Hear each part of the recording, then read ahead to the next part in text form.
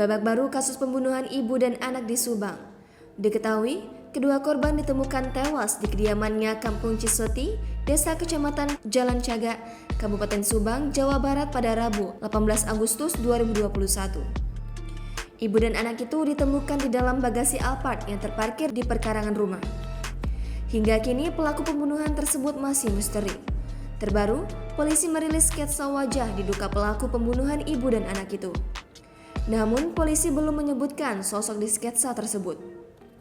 Yani mengatakan, terkait kasus pembunuhan ibu dan anak di Subang ini, pihaknya sudah melakukan olah TKP sebanyak 5 kali, kemudian autopsi 2 kali. Selain itu, pihaknya juga melakukan pemeriksaan saksi ahli sebanyak 7 orang, termasuk melakukan analisa CCTV.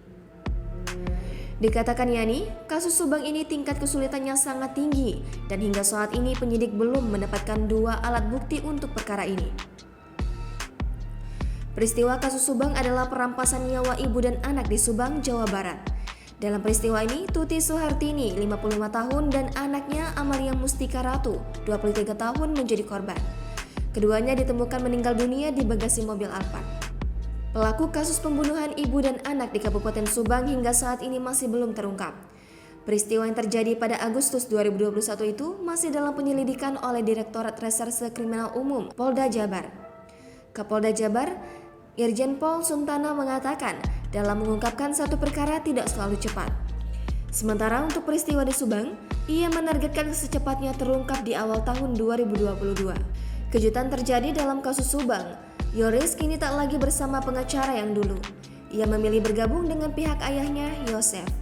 Yoris merupakan anak Tuti Suhartani dan kakak Amalia yang menjadi korban perampasan nyawa ibu dan anak di Subang, Jawa Barat.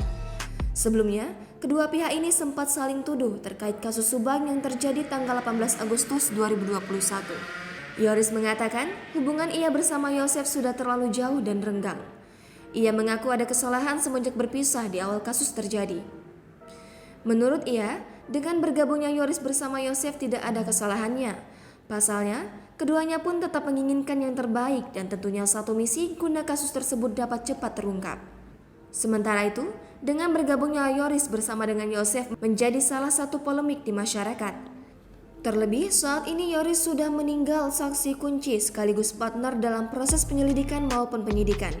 Saksi yang ditinggal tersebut yakni Muhammad Ramdhanu alias Danu, 21 tahun, yang merupakan keponakan korban Tuti Suhartini. Dapat diketahui, kasus kematian dari Tuti serta Amalia ini selalu menyajikan misteri setiap harinya. Kasus yang sudah memasuki hari ke-133 ini pun sampai dengan saat ini masih belum bisa terungkap oleh pihak kepolisian.